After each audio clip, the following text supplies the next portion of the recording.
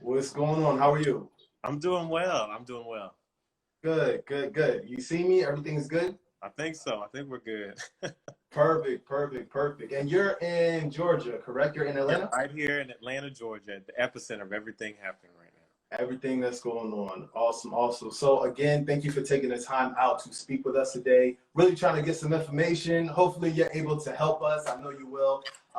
And I just want to get a more understanding of what's going on in this battleground states in Georgia because we have a lot of things going on. I'm super happy that our audience, our demographic is all about politics at this point, and we're trying to figure out what's going on, trying to figure out how we can help, and you're going to help us out with that, right? Let's do it. But before we get Perfect. started, let me just first thank you, Eric, for the amazing work that you're doing. This platform to uplift Black men and share Black male positive stories. If it hasn't been needed before, it is certainly needed now. And so just thank you, brother, for the work that you're doing. And I wish you nothing but blessings continued and for this platform to grow. Perfect, perfect. Thank you so much for the kind words. We really, really appreciate it. And again, appreciate Sean for linking us together. Sean Burns, I know you out there. Thank you for linking us together to make this happen, man. He's been a real big supporter from the beginning. So actually, this is a good way to start off. Tell us about you, what it is that you do, and also your affiliation with the candidates. Sure. So essentially, I am a political operative. So I currently work for an elected official now in the city of Atlanta. He's a councilman. And what I do, my official title, I'm a policy advisor and director of constituent services. But what I also do is I work to elect Democrats up and down the ballot. I'm an active member of the Fulton County Democratic Party. And also, just to go back to what I was saying about your platform, I do want to give kudos to the two Senate candidates that we're discussing tonight, Jon Ossoff and Reverend Raphael Warnock, because they have Black men in leadership on their campaigns. Two brothers that I know that are some of the best in the game. Stephen Parker, who is the political director for Jon Ossoff, as well as a buddy of mine, Terrence, who is the communications director for Raphael Warnock. And so because this is a platform for Black men, I want to make sure that we highlight those brothers that are out here doing the work, to get those guys elected. So. Of course. So let's take a step back. How did we get here? So for a lot of people that don't know, they're like, hey, we voted, on November 3rd, just like everybody else. What's happening? Why was there not a winner? How did we get here right now to now we're in a runoff election? Yeah, sure. So this is actually truly unprecedented, right? So you typically do not have two U.S. Senate races in one state up for grabs at one time. And so what essentially happened is that our Senator, Johnny Isakson, resigned after facing some health challenges. I think he had Parkinson's and decided to step down and to really center his health instead of continuing to be our senator. And so what that did was that sparked an open race, an open seat for U.S. Senate here. And what Governor Brian Kemp did was he appointed Kelly Loeffler, who used to own the Atlanta Dream and whose husband is the president or the chairman of the New York Stock Exchange, to that seat. And so now she has served in that term, and now it is time for the actual election of that seat. And so that's how we ended up with the special election for Reverend Raphael Warnock and Kelly Loeffler, Senator Kelly Loeffler. And this was the regular timing for this David Perdue's seat to be challenged. And so now we have Jon Ossoff and David Perdue on the same ballot, as well as Kelly Loeffler and Raphael Warnock. And so this is something that has never happened, and you don't really have two seats up for grab at one time. And so what we're seeing here is all eyes really on Georgia, because what makes this even such a national kind of the large implications around is the fact that these two seats will decide who controls the U.S. Senate, right? The U.S. Senate. So we're excited here in Georgia. The energy on the ground is amazing here. We know what's at stake. And so, like I said, this is something that is unprecedented, and you can just feel it. People know how important these races are. So you talk about having control of the Senate. So does that mean that if both are elected, the Democrats, then we will have a majority in Senate, or what's the numbers on that end? So essentially, it'll be actually a tie. It'll be 50-50. Right now, we're at 48, and we're expecting the Republicans to pick up Senate seats in Alaska as well as North Carolina. And so that will put them at 50, Republicans at 50, and Democrats at 48. And so this is why this is extremely important for people to come out, largely Democrats in Georgia, to vote for Jon Ossoff and Raphael Warnock, because, you know, we talk about criminal justice reform, a Black agenda, an appropriate COVID-19 response, and you don't get any of that if Democrats do not have control of the Senate. You don't get a legislative agenda from a President Joe Biden if Democrats do not control the Senate. And so if we pick up these 2 seats, what this means is that Senator Kamala Harris, now Vice President-elect Kamala Harris, will be the tiebreaker. She will come in and cast that deciding vote on the key pieces of legislation that move forward throughout the body. Awesome. So let's break down these candidates. So first of all, Jon Ossoff, tell us a little bit about him and kind of what we're looking at if he is to become Senate in a Senate. Right. So I actually and I'll tell you how I know Jon. I had the opportunity to meet Jon in 2017 when he ran for the Congressional District 6 here, now held by Lucy McBath.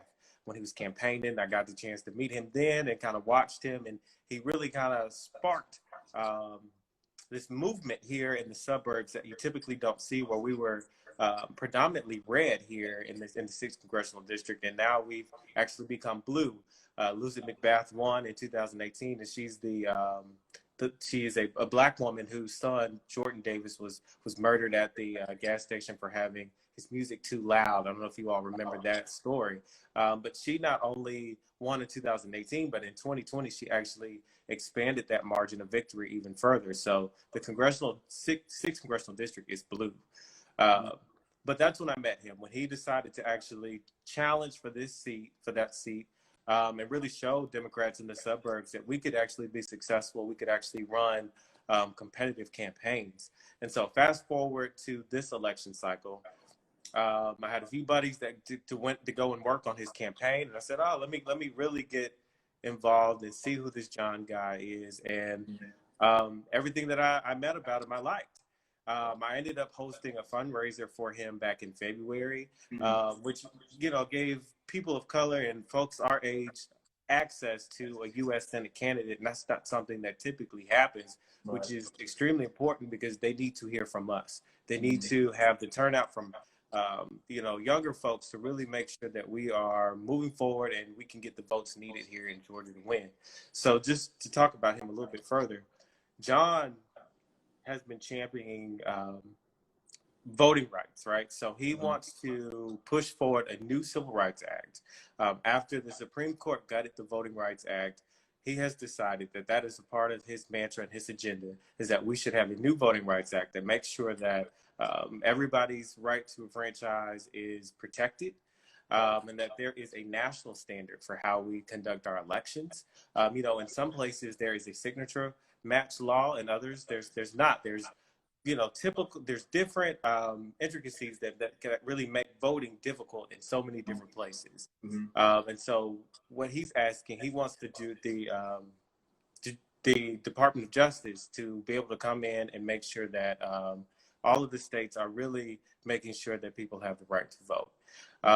Something else that he has been really pushing is Medicaid expansion here in Georgia.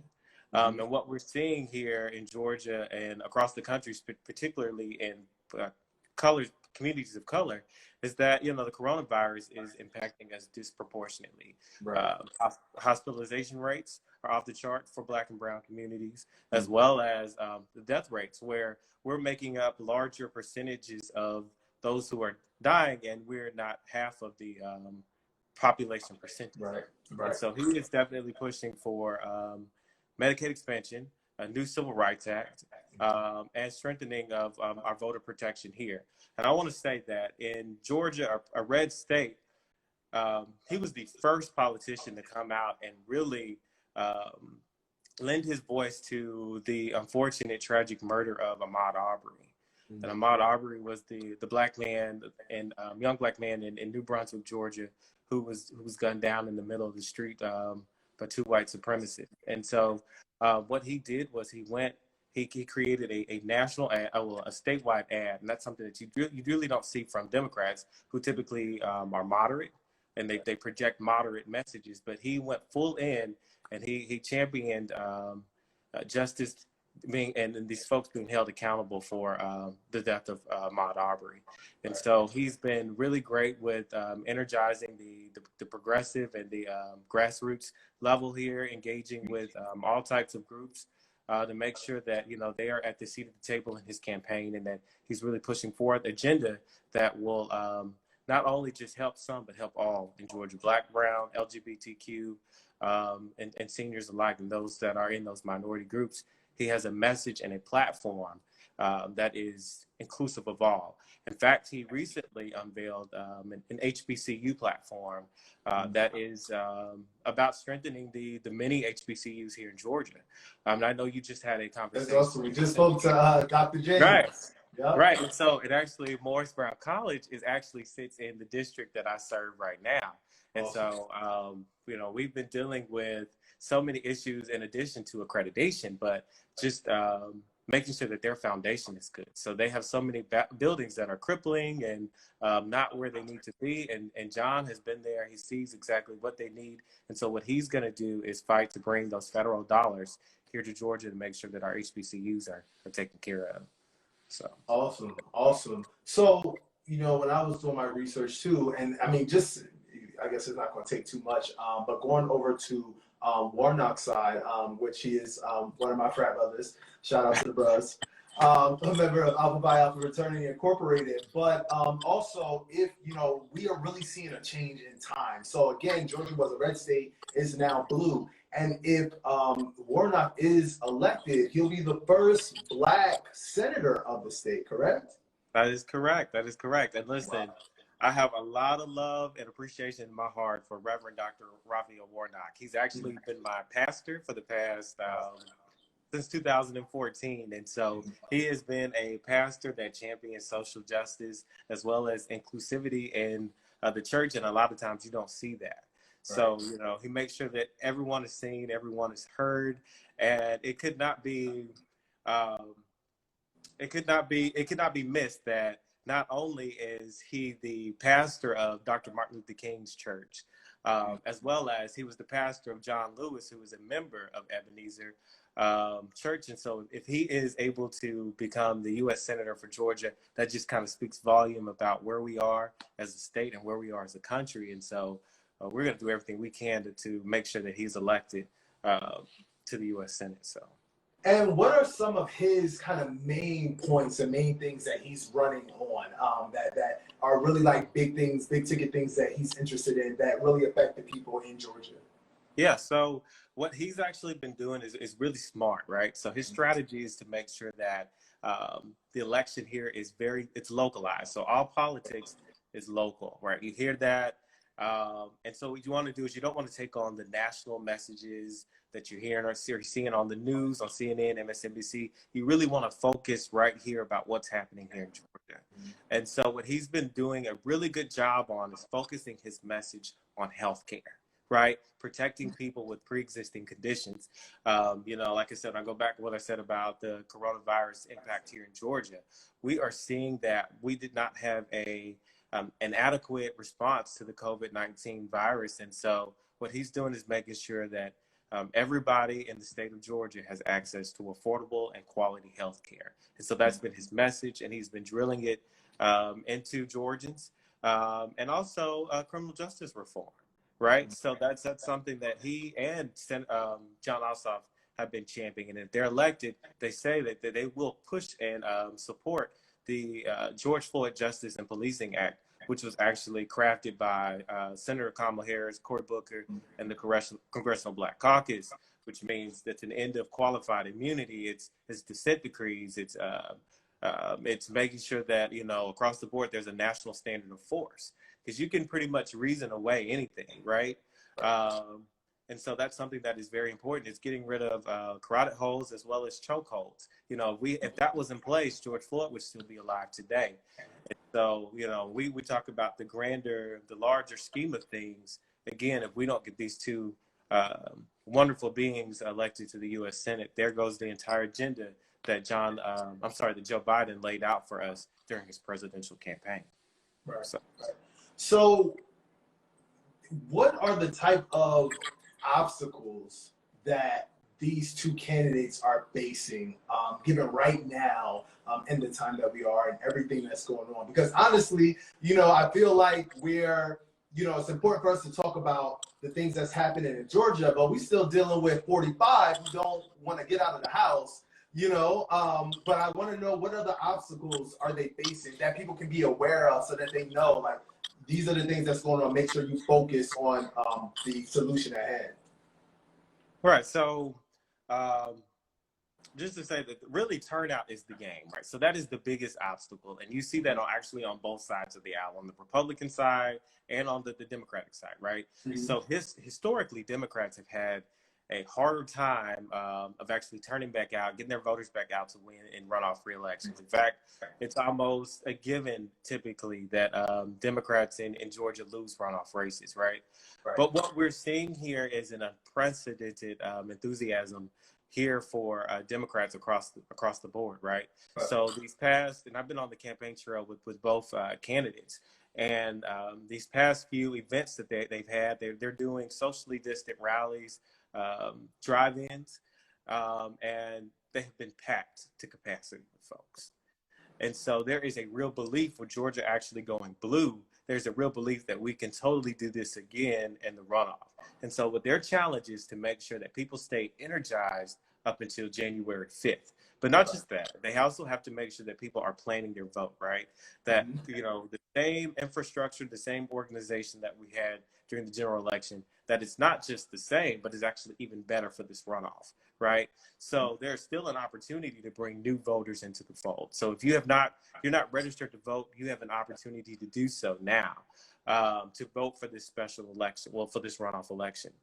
Now on the Republican side, it's a little bit of a unique situation because the current president, the current occupant in the White House, has such a hold on his party that they're actually having to cater to him to make sure that he does not sink their chances of winning this runoff election, right? So there are a lot of folks in Georgia that they're Republicans, but then there is an additional group of folks that are just Trumpers, right? And so they need those folks to actually turn out for them to have a successful runoff for David Perdue and for Kelly Loeffler to win. And so what we're seeing is Kelly Loeffler, David Perdue, and even some senators not recognize the fact that Joe Biden has actually won Georgia, that he is the president-elect. So they're having to actually cater to this audience of one, Donald Trump, to make sure that he doesn't go on Twitter and that he doesn't tweet anything negative about either one of them, because what they really want is for him to come down and campaign. They need the enthusiasm up on their side. And a lot of them are already feeling a little disillusioned with the fact that, they're going to have to come around to the reality that Donald Trump actually lost the election. So until they're able to kind of figure out where President Trump stands, whether he's going to come here or not, they're kind of in limbo, which is a great thing for Democrats because they're able to strategically and specifically focus on their voter base, right? And they've been doing so.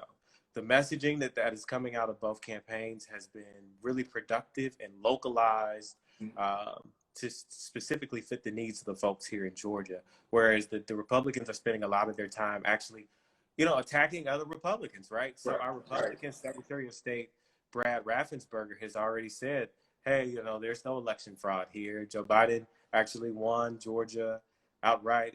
It went blue this time. And so they're actually calling for him to resign.